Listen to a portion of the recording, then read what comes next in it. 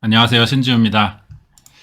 이 사람은 에드 스태포드라고 하는데요. 저는 개인적으로 베어 그릴스보다 더 대단하다고 생각하는 생존 전문가예요. 23살 때 2년 8개월 동안 6,500km가 넘는 아마존강을 걸어서 탐험한 최초의 사람으로 기네스북에 올라 있습니다. 우리나라 길이가 북한까지 포함해서요. 최북단과 최남단까지 1000km가 조금 넘거든요. 스태포드가 이걸 3번 이상 왕복한 거예요. 지구의 반지름은 6378km죠. 지구의 반이 넘는 거리를 그것도 원시림에서 맨몸으로 걸어 나왔다는 건데 이런 거 성공하려면 엄청나게 많은 준비가 필요할 겁니다.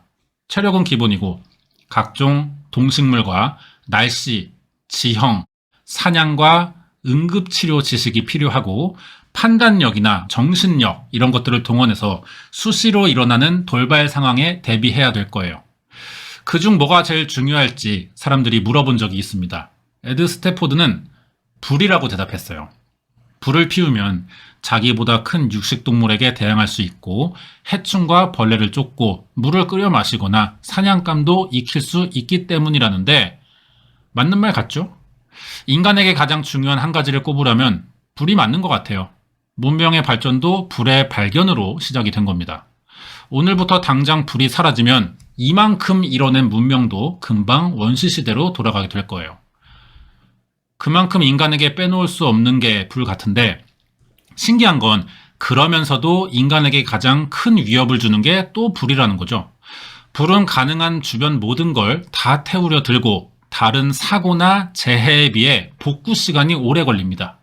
그래서 이 불을 범죄에 쓰는 경우가 많아요. 내가 직접 움직이지 않아도 불이 알아서 태워 없애준다는 걸 이용하는 거죠. 화재의 또 다른 무서운 점은 불이 어디서 어떻게 났는지는 금방 알 수 있어도 누가 냈는지 알아내는 건 어렵다는 거예요.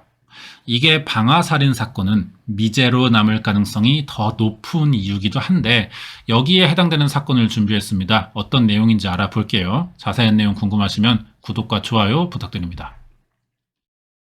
이 남자는 아이치현에 사는 45살의 카토 히로토라고 합니다. 대기업 자동차 부품 회사 직원이고요. 1억 이상의 연봉을 받던 사람이에요.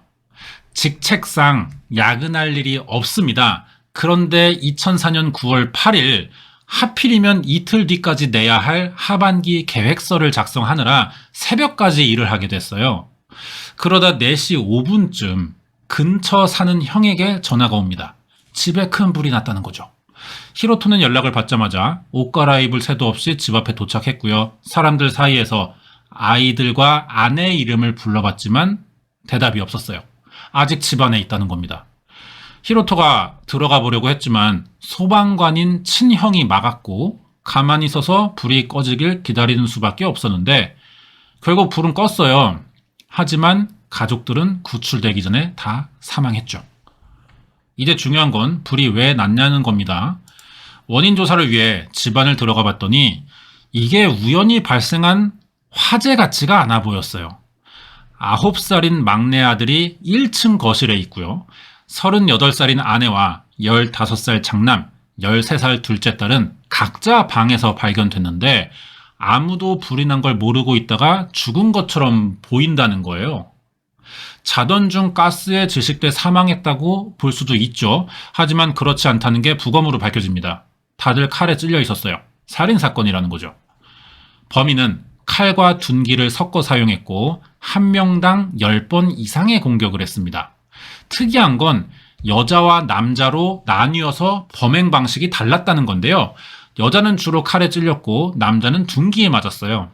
이건 최소 2명 이상의 범인이 칼과 둔기를 나눠 사용했고 처음부터 누구를 노릴지 정했거나 안에서 피해자들을 분류했다는 뜻이죠.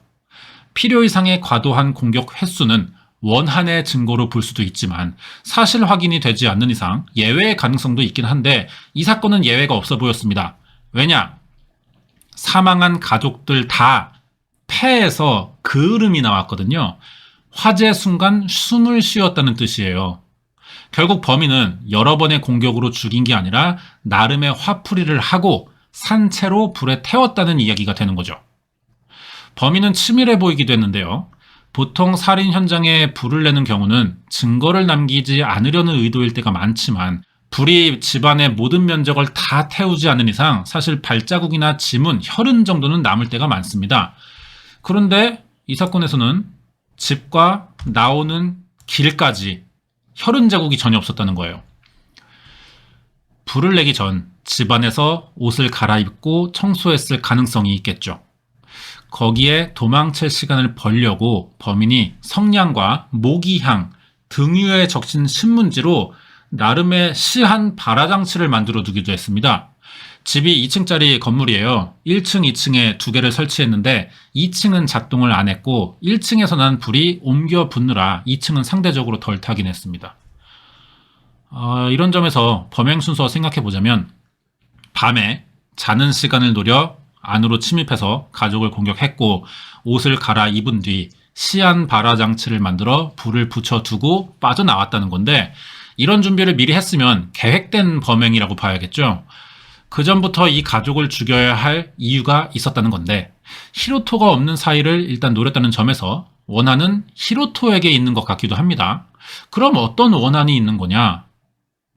집에는 귀금속이나 통장, 카드 등 비싼 물건이 사라지진 않았어요. 사람 목숨만이 목적이었다는 건데 계획적이고 살인과 현장 훼손이 능숙했다는 점에서 관련 범행이 많거나 이게 청부업일 가능성도 좀 있어 보여요. 그러면 이런 조건들에 맞는 사람은 누가 있냐는 거죠. 경찰이 처음 용의자로 지목한 사람은 사건 당시 집에 없던 유일한 가족, 히로토였습니다. 이게 사실이면 가족을 구하러 불에 뛰어들려고 한 게 연기였다는 거예요. 히로토를 용의자로 보는 이유는 뭐냐? 사건 전 집 열쇠를 차고에 숨겨놨었다는 건데요. 집에는 문을 강제로 연 흔적이 없어요. 2층에 장남인 유키의 방 창문이 열려 있긴 했지만 고정된 방충망이 있었어요. 이게 뜯기진 않았고 나머지는 다 잠겨 있었습니다. 그러면 현관문으로 들어가는 방법밖에 없는데 가족이 자고 있으니까 열쇠가 필요하잖아요. 그러니까 히로토가 열쇠를 숨긴 게 이상해지는 겁니다. 사건 1년 전에 누군가가 잠긴 현관문을 억지로 열려고 했던 적이 한 번 있었어요. 이때 지역 방범대였던 아내 토시오는 야간 순찰 도는 중이었고요. 남편인 히로토도 일하느라 집에는 없었어요. 그래서 셋째 아들인 쇼고가 휴대전화로 엄마에게 전화해서 이 상황을 알렸지만 엄마는 절대 열어주지 말라고만 하고 계속 야간 순찰을 돌았다고 합니다. 아이들은 문을 열어주지 않았고 부모도 바로 집에 온 게 아니라 누가 문을 열려고 했던 건지는 알 수 없어요.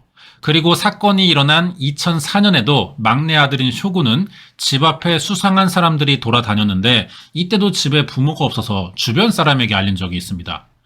2번이나 이런 일을 겪었으면 아무래도 집안 단속을 좀 하려고 들겠죠. 개를 한 마리 키웠어요. 시바견인데 외부인을 보면 심하게 짖었다고 그래요. 그런데 이 사건이 일어난 날 개 짖는 소리를 들은 사람이 주변에 없습니다.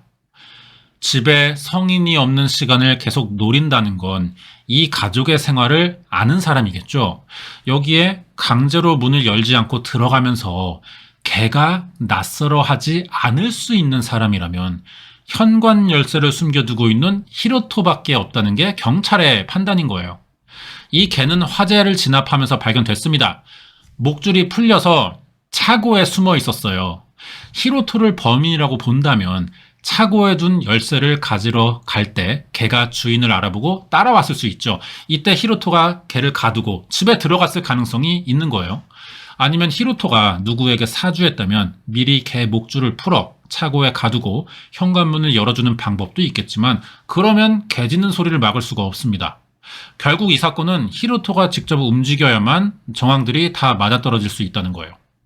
그럼 히로토에게 범행 동기가 있느냐? 이 사람이 내연녀가 있습니다. 몇 년 전부터 나고야의 술집에서 알게 된 호스티스와 동거하던 중이었고요. 그때부터 아내에게 합의 이혼을 강요하면서 집에도 잘 들어오지 않고 있었다는 거죠. 거기에 유흥비로 나가는 돈이 많아서 연봉이 1억이 넘는 사람인데 빚까지 지고 있었어요. 아내와의 마지막 통화는 히로토가 처음으로 야근한 그 사건 당일 5시간 전이거든요. 범행을 앞두고 상황 파악이나 마지막으로 한 번 더 이혼을 요구했을지도 모르는 겁니다. 범인으로 몰아가는 게 아니라 정황에 맞춰보면 맞아떨어지는 부분들이 이렇게 많다는 거예요. 소방관이 불을 끌 때 나고야시에서 등록된 번호판을 단 수상한 차에 40대쯤 돼 보이는 남성이 타고 있는 걸 봤다는 이야기가 있고요. 사건 당일 낮 4시에는 동네에서 여성 비명소리가 들렸다는 목격도 있긴 했어요. 하지만 이게 사건과 관련이 됐는지 결정적인 단서로 쓰이진 못했고요. 사건 순간 그리고 히로토는 회사에 있었다는 알리바이가 증명이 됐습니다. 그래서 정황상 의심은 되는데 수사 대상에 포함되지도 않은 사람이에요. 의심하고 거기에 맞는 증거가 있어야 영장이라는 게 나오죠. 하지만 그 증거가 없습니다. 사실은 범인이라도 증거가 없는 이상 히로토는 가족이 죽은 피해자일 뿐인 거예요. 이렇게 가장 의심되던 용의자였지만 단서가 없어서 사건은 미제로 남게 됐습니다. 히로토의 수상한 행동은 사건 뒤로도 계속됐어요. 몇 달 뒤 회사 돈을 횡령하고 사기치다가 체포되거든요. 피해 금액이 5,200만 엔 정도였습니다. 우리 돈으로 5억 2천. 내연녀와 유흥비로 생긴 빚을 갚으려고 했던 건데 이 일로 체포되면서 방화살인 사건을 다시 조사하게 됐거든요. 경찰이. 거짓말 탐지기 사용해봤어요. 그랬더니 히로토의 모든 진술이 일관되고 거짓말은 없는 걸로 나왔습니다. 그래서 횡령죄로만 재판을 받았는데 이것도 집행유예 나왔어요. 아무리 증거가 없어도 히로토를 계속 의심할 수밖에 없거든요. 내연녀와 같이 관계됐을 가능성이 있죠. 범인은 가족 중 특히 아내인 토시오와 딸 리사의 얼굴을 집중적으로 노렸기 때문인데 아내가 이혼해주지 않기 때문에 화가 나서 죽인 거라면 호스티스, 이 내연녀란 사람도 나름의 원한을 가질 순 있을 겁니다. 내연녀의 존재는 히로토의 친구나 친척, 가족들도 다 아는 사실이었기 때문에 아내와 내연녀가 이미 만나봤을 수도 있어요. 아니면 내연녀가 개인적으로 사주했고 히로토는 동의한 정도, 아니면 전혀 모를 수도 있는 일이고요.